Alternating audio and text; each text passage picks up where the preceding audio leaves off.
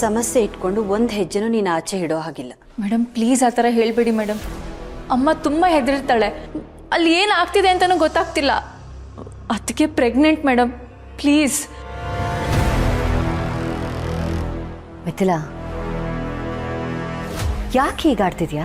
ಹೌದು ಸಸ್, ಇವಳೀಗ ಅಲ್ಲಿಗೆ ಹೋದರೆ ಸಮಸ್ಯೆ ಏನಾದರೂ ಸಾಲ್ವ್ ಆಗುತ್ತಾ? ಇಲ್ವಲ್ಲ. ಸಮಸ್ಯೆ ಇದೆ ಅಂತ ಗೊತ್ತಿದ್ರು ಹೋಗಬೇಡ ಅಂತ ಹೇಳ್ತಾ ಇದ್ದೀರಾ. ಯಾಕೆ ಮೇಡಮ್? ಸಮಸ್ಯೆಗೆ ಪರಿಹಾರ ತಗೊಂಡು ಹೋಗು ಅಂತಿದ್ದೀನಿ. ನೀವೇನು ಹೇಳ್ತಾ ಇದ್ದೀರೋ ನನಗೆ ಅರ್ಥ ಆಗ್ತಿಲ್ಲ. ಅರ್ಥ ಮಾಡಿಸ್ತೀನಿ, ಇರು ಬಂದೆ.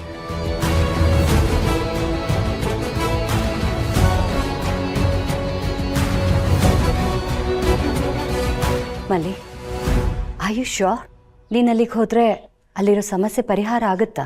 ಸಮಸ್ಯೆಗೆ ಪರಿಹಾರ ಯಾರಿಂದ ಸಿಗುತ್ತೋ ಅವ್ರ ಹತ್ರನೇ ಹೋಗಬೇಕು. ಸಾಲ ಕೊಟ್ಟವ್ರ ಹತ್ರನೇ ಹೋಗ್ತೀನಿ. ಅವರು ಸಾಲ ಕೊಟ್ಟೋರು ಮಲ್ಲಿ, ಅವ್ರಿಗೆ ಅರ್ಥ ಆಗಲ್ಲ ಇದೆಲ್ಲ. ಅರ್ಥ ಆಗೋದು ಇದೊಂದೇ.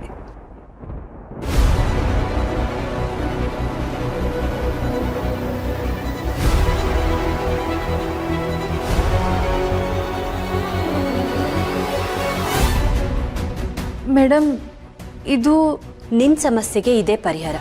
ಇದನ್ನ ತಗೊಂಡು ಹೋಗು. ಬೇಡ ಮೇಡಮ್, ನಿನ್ನೆ ಪೂಜೆಗೆ ಅಂತ ಎಕ್ಸ್ಟ್ರಾ ದುಡ್ಡು ಕೊಟ್ಟಿದ್ರಲ್ಲ, ಅದರಲ್ಲೇ ಅಡ್ಜಸ್ಟ್ ಮಾಡ್ಕೋತೀನಿ. ನಿನ್ನೆ ಕೊಟ್ಟಿರೋದು 10,000, ಅದರಲ್ಲಿ ಏನಾಗತ್ತೆ? ಇದನ್ನ ತಗೊಂಡು ಹೋಗು. ಕಷ್ಟದಲ್ಲಿರೋದು ನಿಮ್ಮ ಅಮ್ಮ, ನಿಮ್ಮ ಅತ್ತಿಗೆ. ಅವ್ರಿನ್ನೂ ಕಷ್ಟದಲ್ಲಿ ಬೀಳೋ ಹಾಗೆ ಮಾಡಬೇಡ. ಹೋಗು. ಮೇಡಮ್, ಆದರೂ ಮಲ್ಲಿ, ಇದು ನನ್ನ ರಿಕ್ವೆಸ್ಟ್ ಅಲ್ಲ, ಆರ್ಡರ್.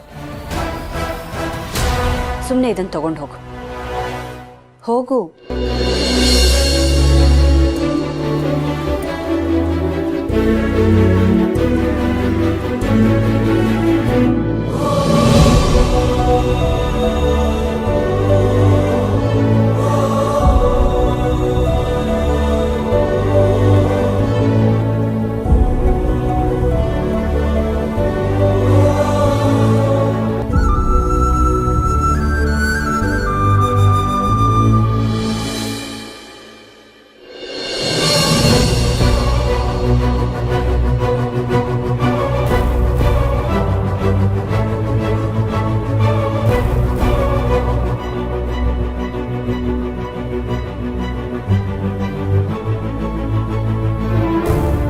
ಮಿಥಿಲಾ, ಈ ಮನೇಲಿ ಮನುಷ್ಯತ್ವ ಅಂತ ಇರೋದು ನಿನಗೊಬ್ಳಿಗೆ.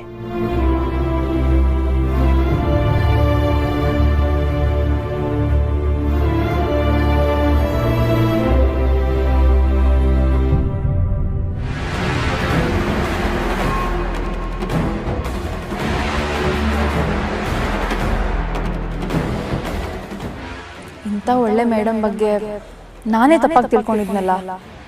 ನನ್ನ ಬಗ್ಗೆ ಯಾರ ಅಭಿಪ್ರಾಯನೂ ಬದಲಾಗಬಾರ್ದು.